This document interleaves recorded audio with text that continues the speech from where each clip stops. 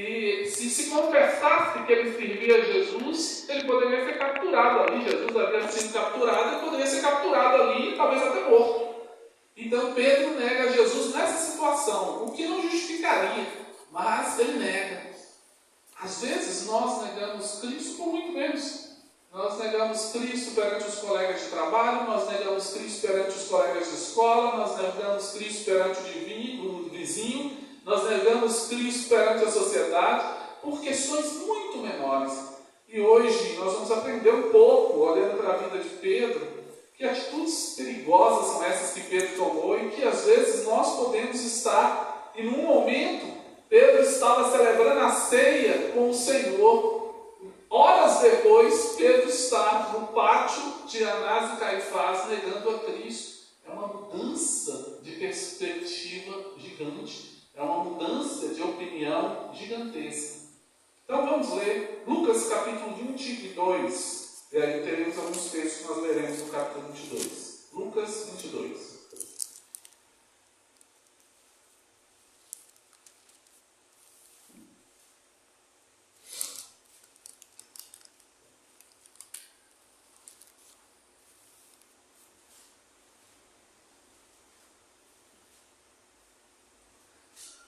Lucas capítulo 22, vamos ler do verso 31 ao 34, e depois vamos pular do 45 ao 62. Lucas 22, 31. Lucas 22, 31, diz assim: Simão, Simão, Satanás pediu vocês para peneirá-los como trigo, mas eu orei por você para que a sua fé não desfaleça. Quando você se converter, fortaleça os seus irmãos. Mas ele respondeu: estou pronto para ir contigo para a prisão e para a morte. Respondeu Jesus: eu lhe digo, Pedro, que antes que o galo cante hoje, 3 vezes negará que me conhece. Aí vamos pular para o verso 45 em diante. Quando se levantou da oração e voltou para os discípulos, encontrou-os dormindo, dominados pela tristeza. Por que estão dormindo? Perguntou-lhes. Levantem-se e orem para que vocês não caiam em tentação. Enquanto ele ainda falava, apareceu uma multidão conduzida por Judas, um dos 12. Este se aproximou de Jesus para saudá-lo com um beijo. Mas Jesus lhe perguntou: Judas, com um beijo você está traindo o Filho do Homem? Ao ver o que ia acontecer, os que estavam com Jesus lhe disseram: Senhor, atacaremos com espadas? E um deles feriu o servo do sumo sacerdote, decepando-lhe a orelha direita. Jesus, porém, respondeu: basta. E tocando na orelha do homem, ele o curou. Então Jesus disse aos chefes dos sacerdotes, aos oficiais da guarda do templo e aos líderes religiosos que tinham vindo procurá-lo: eu estou chefiando alguma rebelião para que vocês tenham vindo com espadas e varas? Todos os dias eu estive com vocês no templo e vocês não levantaram a mão contra mim. Mas esta é a hora de vocês, quando as trevas reinam. Então, prendendo-o, levaram-no para a casa do sumo sacerdote. Pedro seguia a distância. Mas quando acenderam um fogo no meio do pátio e se sentaram ao redor dele, Pedro sentou-se com eles. Uma criada ouviu ali a luz do fogo. Olhou fixamente para ele e disse: este homem estava com ele. Mas ele negou: mulher, não o conheço. Pouco depois um homem o viu e disse: você também é um deles. Homem, não sou, respondeu Pedro. Cerca de 1 hora mais tarde, outro afirmou: certamente esse homem estava com ele, pois é galileu. Pedro respondeu: homem, não sei do que você está falando. Falava ele ainda quando o galo cantou. O Senhor voltou-se e olhou diretamente para Pedro. Então Pedro se lembrou da palavra que o Senhor lhe tinha dito: antes que o galo cante hoje, você me negará 3 vezes. Saindo dali, chorou amargamente. J.C. Ryle, um grande escritor evangélico do século passado, ele tem uma frase interessante que eu copiei aqui, que fala assim: O naufrágio é uma visão melancólica. Mas, quando nenhuma vida se perde, no entanto, nem sequer um naufrágio é tão melancólico quanto ver o verdadeiro cristão escorregar e cair no pecado. O naufrágio é algo, eu nunca vi nenhum só em filmes, né? Mas com certeza não é uma coisa triste de se ver. Você olha para um barco grande construído e ele tem agora um buraco ali na sua base e o barco vai afundando e não tem o que fazer, simplesmente esperar e afundar. Não dá para entrar ali dentro do mar, igual acontece com super-heróis, levantar o barco, não dá para ir com o sol e soltar o barco debaixo d'água. O barco vai simplesmente enchendo de água e cada vez mais afundando, até sumir. E quando isso acontece com pessoas dentro do barco, é mais terrível ainda, porque as pessoas muitas vezes estão ali com um famoso barco que afundou, acho que todos aqui têm mais de 25, 30 anos, Batomushi. Acho que todo mundo lembra do incidente do Batomushi que aconteceu aqui no Brasil e que muitas vidas foram ceifadas. Eu acho que ninguém se lembra, porque ninguém estava lá, do Titanic. Isso com certeza ninguém se lembra. Mas todo mundo já ouviu falar do Titanic, já assistiu o filme, já leu uma reportagem, já assistiu algum tipo de documentário. No Titanic morreram milhares de pessoas naquele dia. Aí ele começou a afundar e não tinha o que fazer. O barco era todo de aço. Simplesmente ele iria para o fundo, não há o que fazer. E o J.C. Ryle fala isso. É uma visão, provavelmente ele viu algum, é uma visão triste. Você vê todo aquele investimento, toda aquela arte que foi ali. O Titanic era um dos o barco mais luxuoso do mundo. Tinha muitas peças ali trabalhadas em ouro, tinha muitas cabines, tinha lugares assim para muitas milhares de pessoas. E simplesmente tudo aquilo vai afundando. E aquelas vidas ali dentro vão se perdendo. Ele fala, tudo isso é muito triste e melancólico. Mas é muito mais triste olhar para a vida de alguém que serviu a Deus e essa pessoa se afasta e naufraga nos mares da vida. Essa pessoa se afasta e afunda nos mares da vida. Pedro passou por um naufrágio. E se não fosse a misericórdia de Cristo sobre a vida de Pedro, ele nunca teria voltado. O barco que afunda não volta mais, a não ser que grandes guindastes venham e desçam e içem aquele barco e puxem debaixo d'água. Dependendo de onde ele afundar, não há volta. O Titanic afundou numa das regiões mais profundas do mar. Até hoje você consegue descer em submarinos muito especializados e filmar, mas você não consegue fazer mais nada do que isso, não consegue tirar o barco de lá. Muitas vezes as pessoas, quando afundam nos seus pecados, elas ficam praticamente inacessíveis. Os irmãos não conseguem tirá-lo, os parentes não conseguem tirá-lo, a sociedade não consegue tirá-lo, mas Deus é o único que consegue resgatar do mais profundo que tenha se afundado, na maior sujeira que tenha ido, no lugar mais profundo do mar do pecado que a pessoa tenha afundado. Jesus, com a sua soberana mão, consegue puxá-lo muito melhor do que qualquer guindaste que exista. Pedro, eu gosto muito de falar sobre Pedro, eu amo falar sobre dois discípulos, gosto de todos, lógico, falei de Natanael semana passada, mas eu gosto muito desses dois porque eles são bem antagônicos, que é Pedro e João. Pedro se parece muito com a maioria de nós. As atitudes impulsivas, aquela questão de querer resolver logo, aquela questão de pôr para fora, muitas vezes, algo que está dentro dele e que ele não entende, e de um jeito bruto.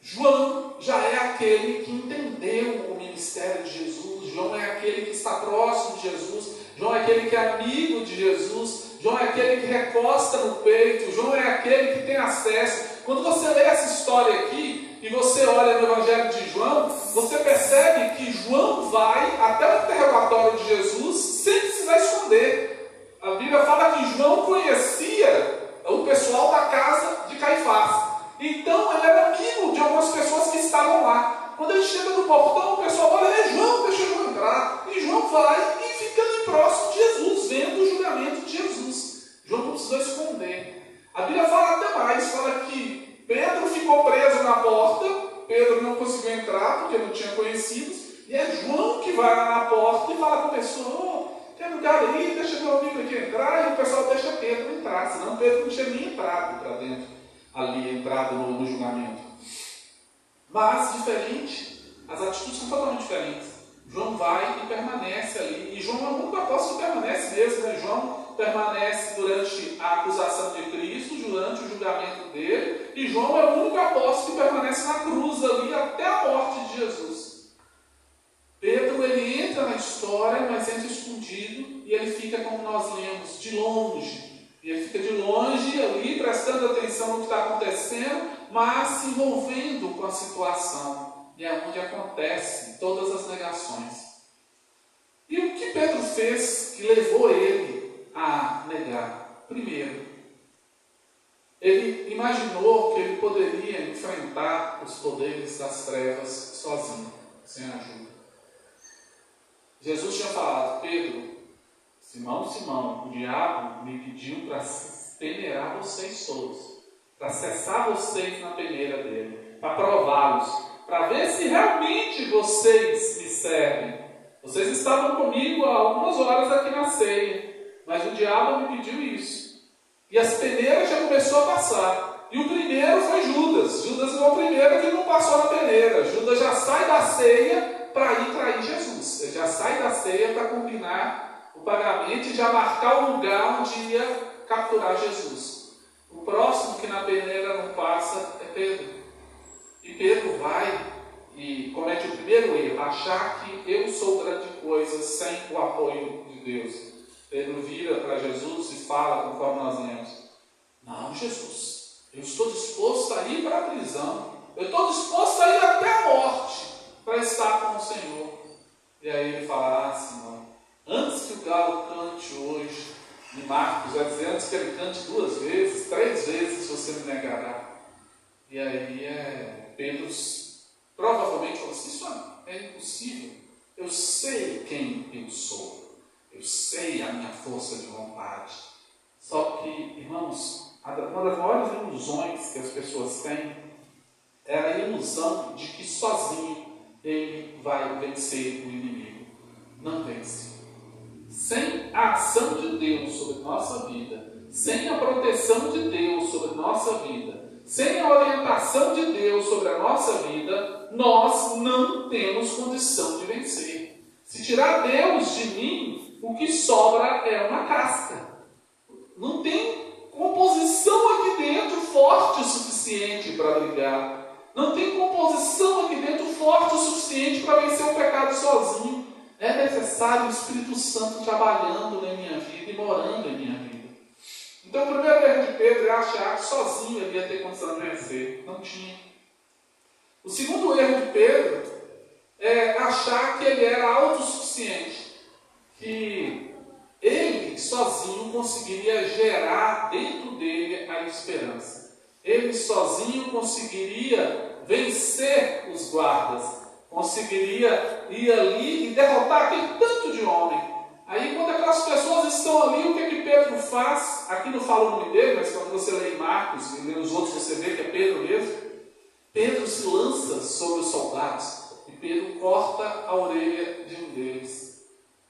Uma das acusações que rondava sobre Jesus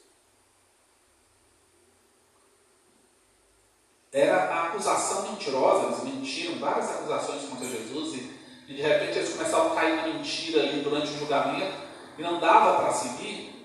Uma das acusações era que Jesus liderava um grupo de homens que eram perversos e assassinos. Uma acusação que não tinha nenhum cabimento. Porque os discípulos de Jesus sempre andaram com Jesus e Jesus sempre ia de lugar em lugar fazendo bem. E os discípulos juntos. Mas eles queriam desmoralizar. Esse tipo de pessoa existia muito antes. Eram mentirosos costumazes que eles eram pagos para mentir. E ali, o seu mínimo de vergonha na cara, eles mentiam declaradamente. Eles, não, esse homem lidera uma série de assassinos. Jesus sabia disso.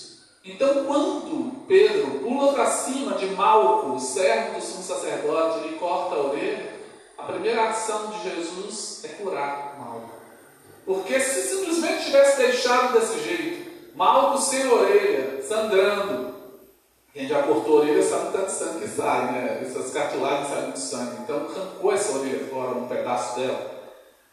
Aí quando isso aconteceu, se Jesus não cura Malco, era mais um evento que ia somar no meio daqueles homens que iam acusar e falar assim, tá vendo?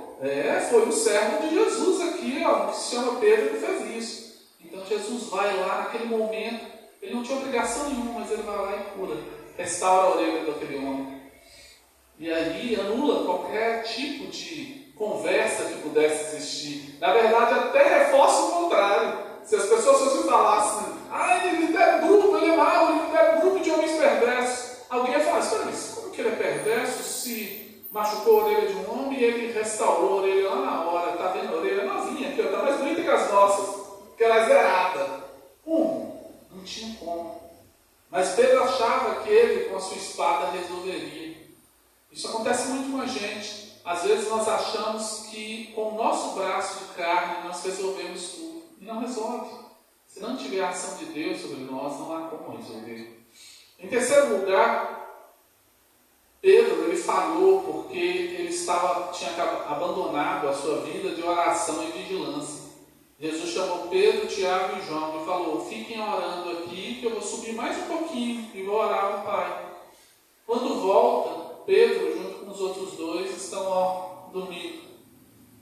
No momento que precisava de vigilância, no momento mais importante ali, em que Jesus passaria a maior das suas tribulações, Jesus vence o diabo, no Getsemane, na oração. A cruz foi uma consequência de tudo, mas é ali no Getsemane que o diabo chega para Jesus e mostra, olha, eu vou te machucar, os homens vão fazer isso com você, eles vão cuspir na sua cara, eles vão arrancar sua barba na mão, eles vão te curar. E Jesus ali começou a Lucas vai falar também, nesse momento, vai dizer que ele começa a suar gotas como de sangue, começa a sair sangue dos poros.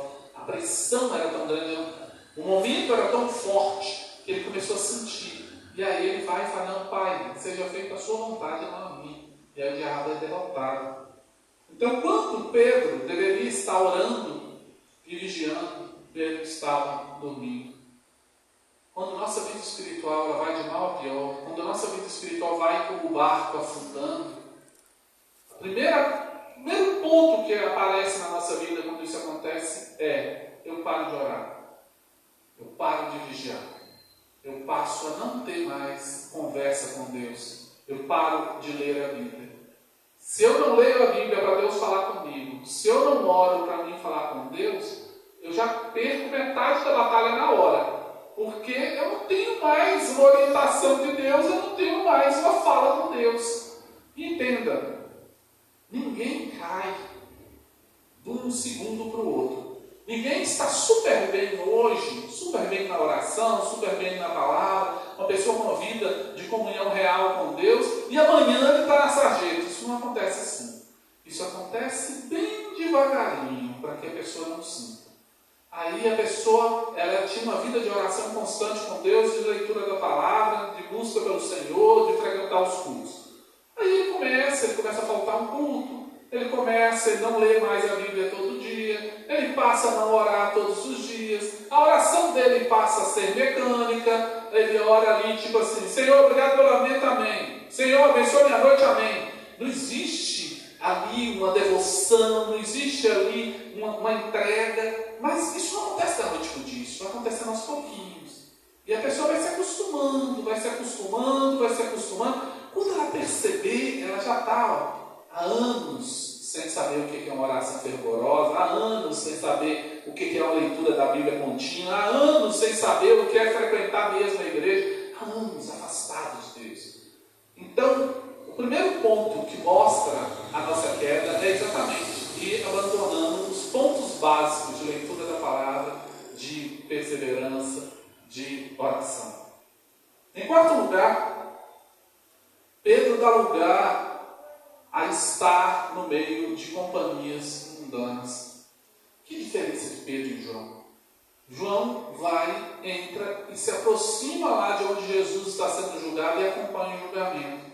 Pedro, ao invés de se aproximar, Pedro fica mais ao longe, vê os homens fazendo uma fogueira e ele se aproxima desses homens que estavam ali criticando Jesus, desses homens que estavam ali para machucar Jesus, desses homens que muitos estavam ali para mentir sobre Jesus, e Pedro se aproxima deles para aproveitar a fogueira. E aí, entrando nessa, ele acaba seguindo Jesus bem de longe, no meio da roda dos escarnecedores. E na roda dos escarnecedores não tem nada de bom para sair. Existem vários blocos agora, mesmo no carnaval, estava vendo umas reportagens falando, blocos ditos evangélicos, blocos ditos cristãos, blocos que saem no meio daquela confusão toda, com mulheres seminuas, com sexualidade solta, com pessoas que ficam umas com as outras e beijam bocas à vontade, blocos que estão ali no meio dessa perversão e dizem estar glorificando o nome de Deus. Balela, errado, não tem sentido. Há lugares que não nos cabem, há lugares que nós não devemos estar. Imagina, eu vi uma vez uma entrevista com 2 jovens que estavam numa casa noturna, uma casa de prostituição, e eles estavam ali com camisinhas e um folheto bíblico grudado na camisinha, e aquela camisinha tinha sido ungida ali com um óleo, e eles falaram, isso aqui é para as pessoas, elas vão pegar e elas não vão ter nenhuma vontade, não sei o quê. Eles estavam no lugar errado, não é ali que deveria estar. A pessoa tem que saber onde se coloca. Isso não quer dizer que nós, uma vez que aceitamos Jesus, nós deixamos de ser desse mundo. Não, nós viveremos nesse mundo. Jesus, quando ora por nós, em João capítulo 17, a oração sacerdotal, ele fala, rogo-vos que não os tire do mundo, mas lhes dê a paz. Ou seja, nós viveremos nesse mundo. Nós temos que conviver com o seu Zé da padaria, o seu Joaquim da marceneiro, o seu João mecânico. Nós temos que conviver com essas pessoas. Nós temos que brilhar nosso brilho para essas pessoas. Os vizinhos, os amigos, os comerciantes, as pessoas da cidade precisam me conhecer, precisam saber que eu sou um servo de Deus. Mas isso não me dá o direito de enfiar no meio da festa humana, no meio da zombaria, e estar ali com eles, como se ali eu fizesse grande diferença, e não faz. Naquele momento ali, é um momento, como Jesus fala quando eles vão buscar ele fala, esta é a hora que as trevas vencem, essa é a hora que as trevas reinam. Esse é o momento das trevas. Então, nesse momento aqui, Jesus simplesmente se entrega. E naquele momento, o diabo acha que ganhou. O diabo acha que está à frente. E aí ele faz toda a sua algazarra. Então, Pedro, ele se senta no meio dos escarnecedores. E não era de esperar o que aconteceria. O que aconteceu foi que as pessoas começaram a perguntar para ele. Falaram assim, espera aí, mas você mesmo, você estava com ele. E Pedro, para preservar a própria vida, que ele tinha falado, não, eu vou até a morte pelo Senhor. Pedro vira e fala, você está louco? Não fiz isso. Não sou eu, você está confundindo.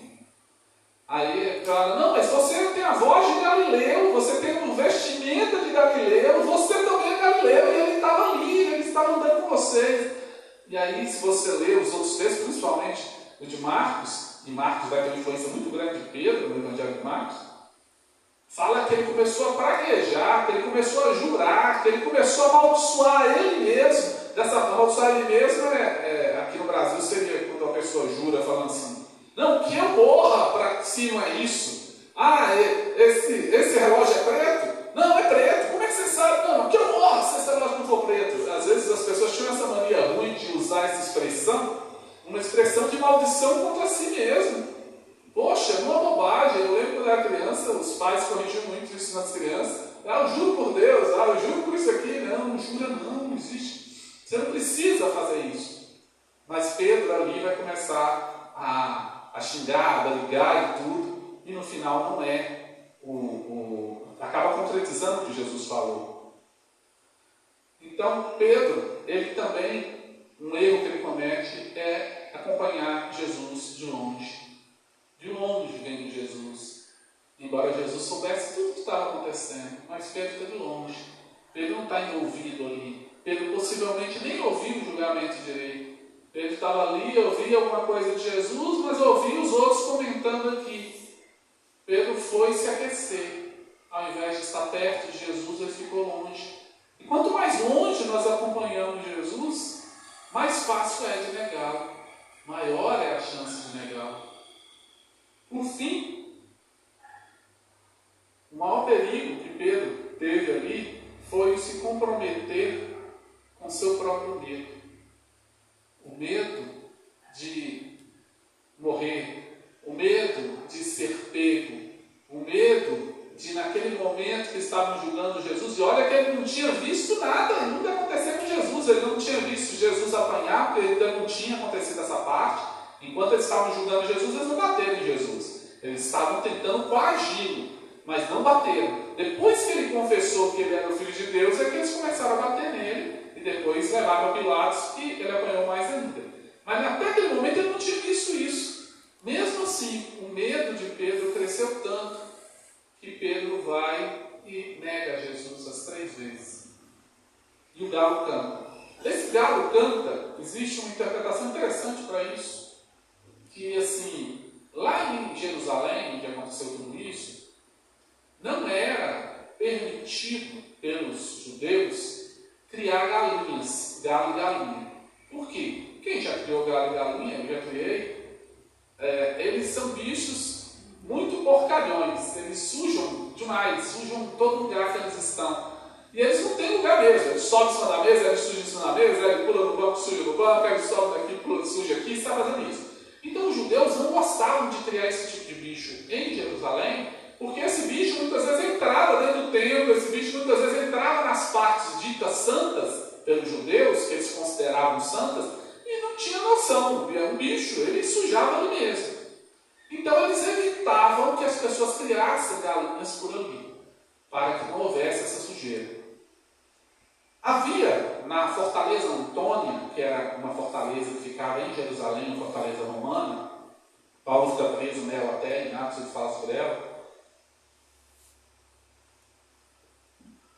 Havia na Fortaleza Antônia uma troca de vigias que tocavam uma trombeta toda vez que ia trocar. De 3 em 3 horas havia essa troca.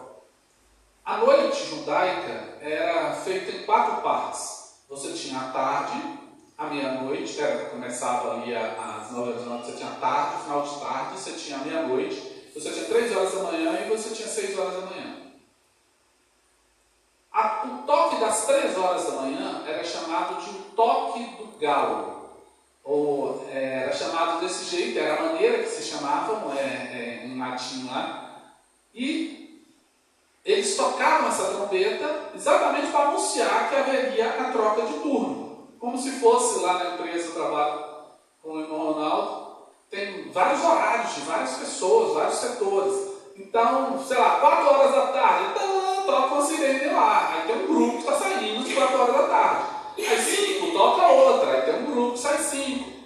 Às vezes tem dias que o combinado, o pessoal entrou mais cedo, então o sinal vai tocar 3, às 3 horas toca. A hora do almoço, tem um grupo que sai meio-dia, então toca meio-dia, tem um grupo que sai meio-dia e meia, toca meio-dia e meia. Então cada sirene daquela tem um significado. Aquele grupo que faz parte do meio-dia vai saber que quando tocar meio-dia é a hora dele sair. Para não acontecer dele continuar trabalhando ali, envolvido, e de repente passar o horário dele. E ele tem uma sirene que toca para ele voltar. E também para não acontecer de repente, 10 para meio-dia, 15 para meio-dia, ele vai indo embora, simplesmente sem ter o toque da sirene. Então a sirene tem um significado. Naquela época também era assim. Então o que se chamava do toque do galo, do cantar do galo, era exatamente esse toque de trombeta. E possivelmente, como a cidade estava muito cheia, eles tinham o hábito de tocar a trombeta para um lado e virar e tocar a trombeta para o outro, para que pessoas de um lado soubessem e para que pessoas do outro soubessem. Então esse cantar do galo possivelmente não era um galo como o nosso galo que nós temos aqui, o bicho. Era um toque de trombeta. tocou a trombeta, as pessoas ouviram, está acontecendo a troca ali de turno, a troca de soldados na Fortaleza Antônia. Então, quando Jesus fala isso, a fortaleza era ali pertinho, qualquer um estava ali ouviria, aí ele fala, antes que houver o toque do galo, antes que houver o toque do cantar do galo, que é da trombeta, você vai ter me negado. Antes deles tocar as duas vezes, que eles vão tocar para um lado e vão tocar para o outro, antes disso acontecer, você vai me negar 3 vezes. E Pedro não tinha noção e, na verdade, ele entrou nessa estatística que Jesus falou. Ele acabou cumprindo isso. Onde está toda a diferença entre Pedro e Judas? Judas foi peneirado, Judas saiu para trair Jesus, Judas traiu Jesus, levou as pessoas lá para capturá-lo. Pedro foi peneirado, Pedro traiu Jesus, o negando 3 vezes perante pessoas diversas, diferentes. Pedro praguejou contra si mesmo, Pedro fraquejou na sua fé. A vergonha de Pedro provavelmente foi até maior, porque Pedro fazia parte do círculo íntimo de Jesus, e ser traído por uma pessoa próxima dói muito mais do que ser traído por uma pessoa longe.